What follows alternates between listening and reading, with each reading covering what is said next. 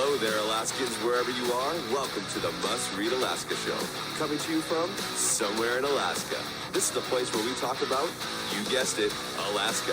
Where we keep the mainstream media on their toes and where we are standing up for what's right in a world run by leftists. You can find out more by heading over to mustreadalaska.com and also checking out the Must Read Alaska YouTube channel for some really great content. But first, let's get this party started. Welcome, everybody, to the Must Read Alaska Show. I'm your host, John Quick, coming to you live from somewhere in Alaska. And man, yesterday was just a beautiful day here on the Kenai Peninsula. We're talking about almost a full day of sun. This is a miracle. We have yet to have that happen. It seems like for a year here on the Kenai Peninsula that has, I don't know, maybe it peaked out 60 degrees yesterday. So, man, we were outside getting the tan. It was amazing. Well, I hope everybody's having an awesome summer so far, and I want to thank everybody for listening, watching, and reading Must Read Alaska. We do this so that we can spread conservative news for all the nooks and crannies of Alaska. And if you want to help keep the lights on here at Must Read Alaska, we would really, really love that. We're not funded by some dark web nonprofit money conglomerate. We're just funded by everyday folks who care about conservative news in Alaska. $5, $10, $100 at a time keeps the lights on here at Must Read Alaska. So if you head on over to mustreadalaska.com, on the right-hand side there's a little donate button. Click on that and feel free to donate. You can also sign up for our newsletter there. And the majority of all of our content is free for you, which we really strive to do. But without further ado, a very special guest today, Kelly Tshibaka, former Commissioner of Administration for the state of Alaska, former government watchdog guru in Washington, D.C., and Kelly, welcome to the Must Read Alaska Show. It's great to be with you, John. Thanks for having me. Well, I'm super excited to come back on. Our readers are big fans of what you're doing. And so we're kind of going to get a catch up on what you've been up to over the last couple months. But my first question out the gate is kind of a big one, but you can kind of go any which way you want with it. But what is your take on the political landscape of Alaska? You know, you've had a chance to probably hang out with all the folks in Alaska. You've been literally all over the state, you know, back and forth times 10. What is your take on the political landscape right now in Alaska? Well, it's a really good question. A lot of people after November 2022, I think in Alaska, are feeling really discouraged, at least from our team. And I know of at least 20 Republican leaders across the state who've actually moved out of state permanently since January of this year. I think that is very unfortunate and discouraging. That's not just your conservative families, your pillars in the community who would be people who could be potential candidates or a strong voting base. These are people who've actually run for office or held office in the past, leaders in the Republican Party, people who we would know that are listening to this podcast right now. They've picked up and gone to Republican states like Texas and Florida and decided that there is really no future in Alaska. What I think that means for us is if we don't have people here holding the line and staking our flag and taking a stand, then there isn't going to be a way to maintain what I think is our strong convictions in Alaska for what Alaska stands for, which is freedom and economic prosperity, the future of our country. I really believe that this is the land that powers America with our energy, that creates America with our minerals, feeds America with our fish, inspires America with our tourism, protects America with national security. We are the front lines and the resource for a free United States of America. And the only way that we can be all of those things is with the principles and values that conservatives stand for.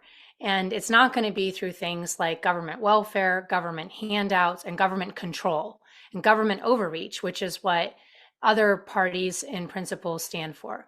And so I think it's really important that we have a conservative base up here that stands for economic freedom, economic prosperity, free economic principles, and a social value set that really emphasizes the family as the base unit of America for economic principles. It's the base economic unit and the base community unit that forms the nation.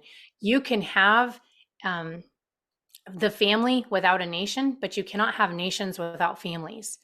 And I really think that that's something we stand for. So I would really love to see us as a state, and the people who are listening to this podcast, to continue to use our voices and to continue to stand together, to hold the line, to not lose heart. I think the only way we lose is by giving up. And unfortunately, I see a lot of people doing that, just in fatigue and frustration and discouragement, to say, you know what, I'm just one person, it doesn't matter. But when enough people say that, it actually does matter. And we started to see that even in 2022. I think something interesting, it's not the question you asked, but I'll throw it out there, John. The reason why we lost so many elections, including mine in 2022, is not because of specifically ranked choice voting. And it is not because of so much money and dark money that was spent. It's actually because our team forfeited the game. When you go and you look at the data of what happened in the race, because elections are really just data games, we did an unfortunate job of just not showing up to vote in last year's election. We had the lowest voter turnout in state history across the board. And when you look at the numbers of who came, 19,000 super voter Republicans, people who vote in 4 out of 4 elections, doesn't matter what election it is, did not show up in 2022. If half of those voters had shown up, I would have won the election. Not only that, but Juneau wouldn't be able to caucus Democrat in the Senate. We probably would have had a different turnout in the US House race. Those are the kind of consequences that happen when we just decide, well, it's already predetermined. There's no way we can win. Let's throw in the towel and forfeit the game. And that has huge consequences for the future of Alaska, because then when certain policymakers come in power in the Senate and the House, in statewide elections, and then in Juneau, certain policies are made when it comes to resource development and jobs, the economy, social values, schools and taxes, and then people leave the state. And all of a sudden you see the state turning blue really quickly. But why did it? And the answer is because we just didn't show up to an election. That's a pretty pathetic reason to turn Alaska blue. Yeah, it's a bummer. We were talking about it a couple of days ago, and man, I'm hopeful still, but man, that was a tough pill to swallow. So, we look around Alaska and we see these things happening. It's definitely turning more purple by the day. And it seems like the economy's in the crapper still. And people, local elections aren't even going the way people would like. So what are you hopeful for? What keeps you going? Because you obviously haven't given up. So what is it that drives you to get out there and get after it still? I believe one person can make a huge difference, and that person doesn't just need to be me, it can be each one of us. And what I realized after the election is 2 things. One, I don't need to be a senator to continue to pursue those same goals that I had on the campaign and that our entire team of volunteers was working towards. So I'm pursuing those goals through the private sector. I started a consulting firm. We're doing things like affordable housing and helping to spur on our economy and generate economic development in Alaska. And it's going really great. And I'm excited about that. And that's one of the reasons I've been traveling the state.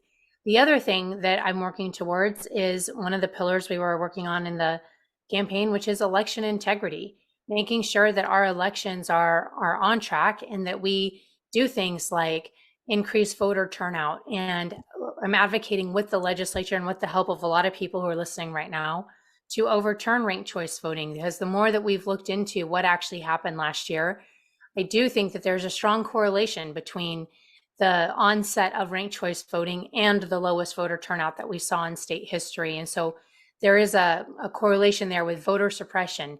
And it didn't just happen on the Republican side, it happened on the Democrat side as well. It happened in rural Alaska and it happened in Rail Belt Alaska. And so the legislature, knowing that we're having this extreme decrease in voter participation as a result of ranked choice voting happening. And so one of the things we're doing right now is we're preparing to do a statewide poll to figure out exactly why Alaskans have stopped voting so that we can diagnose that accurately. And going into 2024, which is just a year and a half away from today, try and do everything we can to increase and maximize voter turnout so that the people who are elected are the best reflection of the will of the people and the constituents here in Alaska, and not just 40% of the people who are voting in Alaska, which is what happened in 2022. That's what we're working towards. And I really believe that as I'm going around and talking, there is a spark that's starting to light again in the people across the state, and people are starting to see, wait, there is something we can do about it. We didn't know that it was simply a discouragement factor, if you will, that happened in 2022. And there is some hope here, and we can actually galvanize and do something about it. So I'm starting to see people get prepared for 2024, which is probably going to take a lot of door knocking and a lot of significant effort in getting ballots in. So, for example, I was just in Fairbanks for several days talking to a lot of different Republican groups up there. And one of the things that we talked about is changing our entire mindset around absentee ballots. And I'll give you a story, John. I talked with the teams in Florida, and this has come up several times. This even came up at the Young Republican gathering that just happened this past weekend when they brought up DC Drano, who's a very significant social media influencer who now lives in Florida. Came up with them and came up with the people who've actually been handling the transition in Florida. Remember that Florida used to be a toss-up state back in Bush versus Gore. It was a purple state. We never knew how Florida was going to go. It is not that state anymore. It is now a bright red state where their governor, DeSantis, is winning by 20 points. It is a bright red state. And all of this, despite the fact that all the media outlets in Florida are actually liberal. So the question is, how in the last 20 years has Florida gone from being a toss-up state to a bright red state? It turns out, and I dug into this after the election to figure out how do we get Alaska back on track. It turns out that their Republican Party is actually focused heavily on moving towards absentee ballots for all registered Republicans in the state. And that's a little bit different than maybe what the messaging is that we've heard in the last several years. But what Florida figured out is when you have absentee ballots in everybody's hands, it's like having that gadget on our charter fishing boats on the Kenai River where you can see all the fish in the river under the boat, versus being on that charter boat where you can't see, but the guide's telling you, oh, trust me, I know where the fishing holes are. Which guide do you prefer to fish with? The one where you can see all the fish under the river and you know you're over the fishing hole, or the guy who's saying, hey, trust me, I know where everything is? When it's our job to bring the ballots in, we want to go with the guy who can show us where the ballots are. And that's what absentee ballots do. When everybody has absentee ballots, that means every single campaign, the local campaigns, the Juneau campaigns, the governor campaign, the House campaign, the US Senate campaign, plus every independent expenditure group can see exactly who has a ballot, where they are, and which ballots need to be targeted, so they can target all their campaign messaging, their door knockers, et cetera, to go to those voters to make sure those voters turn in their ballots, which means you have a much more likely ratio of turning those ballots in, much higher percentage of those ballots being turned in than if you're just hoping and praying that on election day, your voters turn in ballots. It's just a much higher risk that the fact is Republican ballots or your voters are not going to get their ballots in on election day than if you can actually see where the ballots are, target them, and bring the votes in. It just makes sense.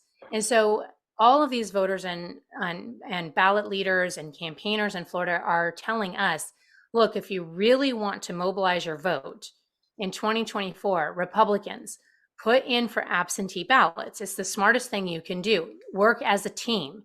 Maximize your donation dollars. If you're giving $10 to a campaign, it's going to go a lot further if everybody registers for absentee ballots in 2024 than if you just kind of hope and pray that everybody goes into the polls and precincts on election day, because something always interferes, sickness or work or kids or something.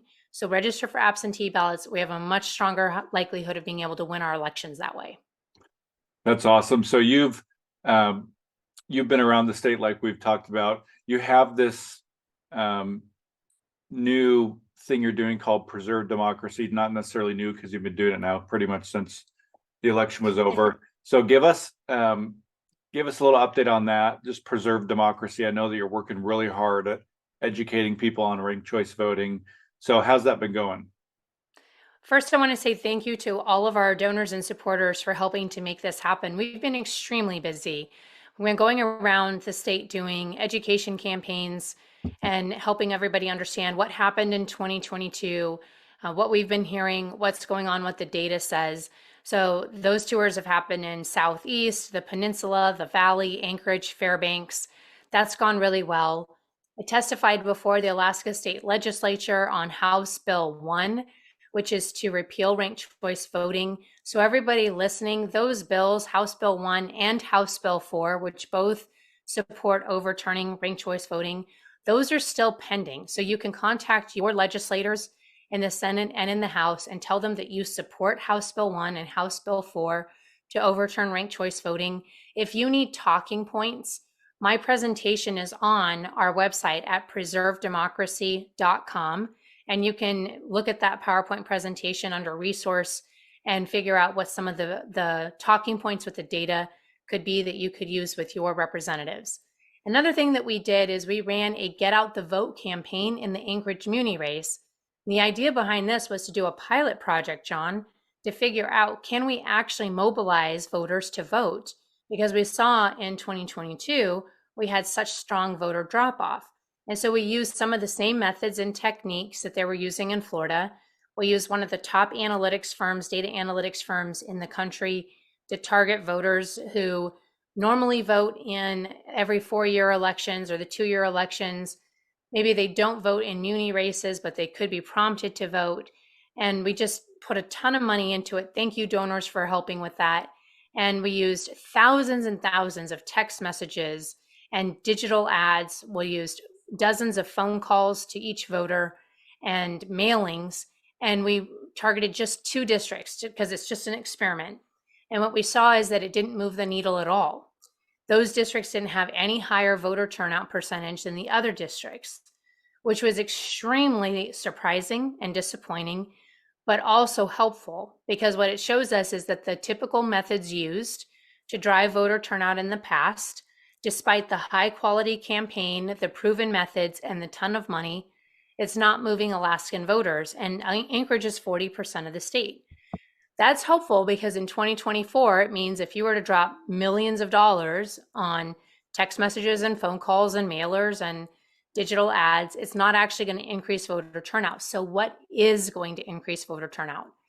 That leaves us with door knocking, which we saw actually did make a difference in my campaign. Turning in ballots themselves, so helping people collect their ballots and turn them in. And it's going to require some answers to this poll that we're going to put out to figure out why people aren't voting so that we can actually get to the root cause. And so that's why we're doing the poll. The last thing that I've really been involved in, and this has been, I think, extremely helpful and persuasive, there are a lot of other states that are considering ranked choice voting. They have ballot initiatives or their state legislators are considering it. And what they're looking at is Alaska and, quote, how well ranked choice voting turned out in Alaska based on some propaganda from some pro-ranked choice voting organizations that are funded by special interests. And so we've been able to provide them just with the data of what actually happened here. Like, for example, the lowest voter turnout in history, or the fact that we had 75 candidates running for just 3 statewide offices, and we had no ability for our parties to screen or vet the candidates and the backgrounds to even let people know whether the candidates lined up with the parties or vet out false candidates. We had a Hollywood actress move up here, change her name, and take on a fake Alaska she was identity. on the show a couple times. Yes, exactly, and run for office, but nobody was able to even screen or vet that candidate or let Alaskans know this person's fake. And so those are some of the things that happened up here because of our new system, that we're able to tell other states and their legislators, this is what ranked choice voting is allowing to happen. So that's what we're doing with Preserve Democracy, but you can learn more at preservedemocracy.com if you need resources or if you want to help support us.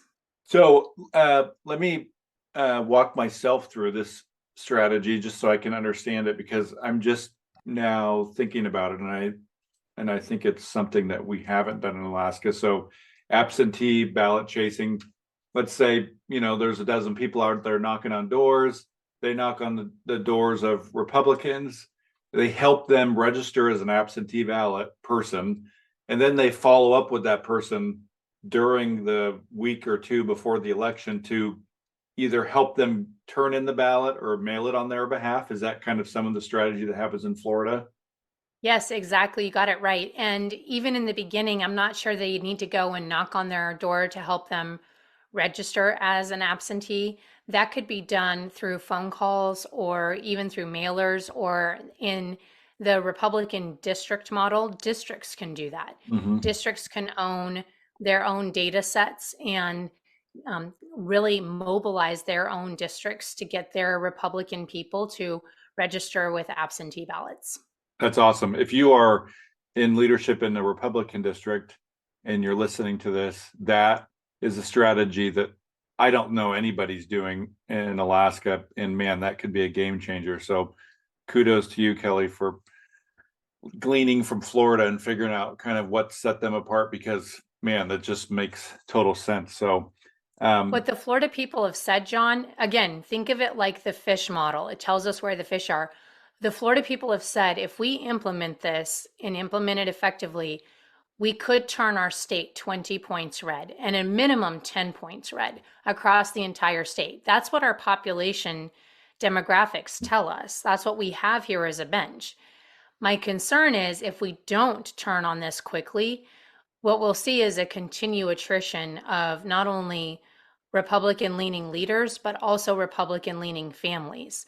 And I saw that even during the campaign. As I was knocking doors, I was seeing people, I was knocking moderate doors, right? People who I was trying to persuade, but people who otherwise would be voting for me, moving out of state and leaving before November because they were just so tired of the quality of life in Alaska anymore.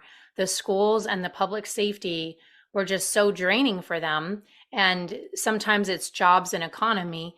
It wasn't worth living here anymore. They'd moved up here, sometimes with the military, moved up here for work or better quality of life. And the conditions they were living in, especially in Anchorage, were just getting so bad it wasn't worth it. And they were moving back to other states that were offering them something better. And we're losing a lot of really good people. And we don't have a lot to offer them because the way that our cities are being led, the way that our state is being led, economic opportunity is drying up. The school systems are leaving a lot to be desired when our math and literacy proficiency is below 30%. And we've got a lot of crime and especially through Anchorage, homelessness challenges that are exposing our families and our children to a lot that parents don't want them to see. And so really good people and families are leaving, by a lot. yeah. And we got to stop that trend. We need good leadership throughout the state, school boards, assemblies, mayors, in Juneau, all the way up to the top. This is great. I think that especially during the last election, we had lots of districts that wanted to help very badly. They were doing everything they could do, but they didn't have a tool to really go after. And the main people in the Republican Party of Alaska were definitely not giving them any direction. And so this could give districts something to target. And man, most of these districts could really do some amazing work with this to focus on. So that's pretty exciting. Last question to you, this where we went by 30 minutes pretty quick. Kelly, how important is it, do you think, for folks to get involved in the local elections, even community boards or those kinds of things? Because I think that's one of the areas that I think conservatives have just kind of not really done, either not had time to do or not really cared about, or both. And so it becomes a farm team for the other side of, all these community boards in Anchorage and local, school boards all across the state to try out their policies and beliefs and then make it onto, state house or state senate. How important is it for conservatives to get involved in these local boards and community groups? I think it's incredibly important. We would be surprised how much of our daily life is actually affected by local policy, what's happening on the little boards, if you will, or the school board or the assembly. And we don't follow those so much. And so we don't know. We think a lot more is affected by a state law, but it actually isn't. It's affected at the local level. I'll give you an example. The Anchorage School Board has a budget that is twice the size of the Anchorage Assembly. What does that mean for the average Republican who's listening? They affect twice the amount of your taxes as the Anchorage Assembly. And so all those people who you're not voting for and you don't really know what their name is and you don't really know what their background is or how they politically lean, that's your property tax going up right there. And so when they're putting out bonds, and what does that bond mean? And remember when they promised us that if you vote for this $86 quadrillion bond, they won't ask for any more next year. And they've asked for more the next 2 years. Yeah. Yeah, that's your property tax. They're pricing us out of our homes in Anchorage while we're all fleeing to the valley or fleeing to the peninsula. And that's all school board people. Fortunately, John, having watched what happens in Fairbanks and the peninsula and in Anchorage, and knowing these people, we actually have really good candidates running for these offices. We just have really bad voter turnout on our team.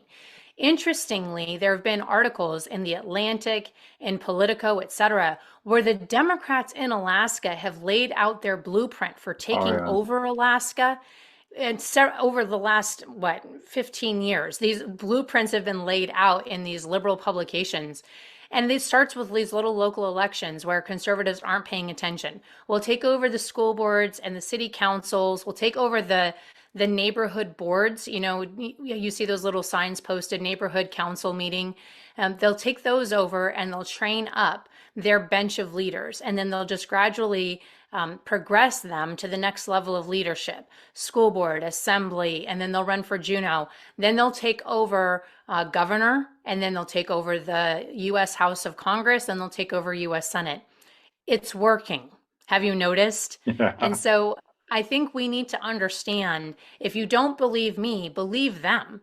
They've been executing this strategy over the last 10 to 15 years, and they've been graduating up the ranks. Forrest Dunbar and people like Mary Peltola, people whose names we've been like, what? I don't recognize that name.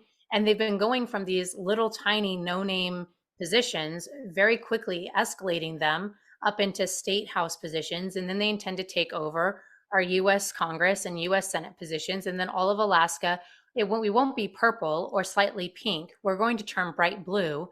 And it'll feel like it happened overnight. They did the same thing in Oregon and Washington, and we're next. And so how important is it? Extremely important, not just for us to run, but for us to support and be involved. Well, I appreciate you joining us here, Kelly. Any last minute thoughts here before we head off? I have a lot of great hope for the future of Alaska, but it's going to be for us to operate as a team. And that means donors continuing to support, candidates continuing to run, volunteers continuing to help. And we've got to take a stand and plant our flag. And on that note, John, we will be announcing, my husband and I will have a big announcement a little bit later this year to help encourage and inspire everybody on our team, because we think we are continuing to be very committed to this cause, and we want to do our part. So stay tuned. Coming more from the Tshibakas in 2023.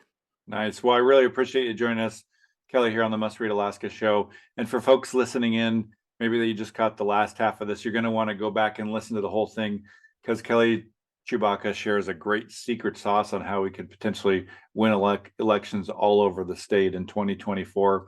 And for folks tuning in, you're also going to not want to miss the next couple episodes. I'm going to have 3 episodes today. Next, I'm going to have Senator Shelley Hughes here in about an hour or so. And then Senator James Kaufman later on today. And then Lieutenant Governor is going to be on Thursday morning. So we've got a very packed week this week. If you listen, watch, and read Must Read Alaska, we want to thank you for doing that. If you want to help to keep the lights on here at Must Read Alaska, go to mustreadalaska.com. On the right-hand side, there's a little donate button. Click on that.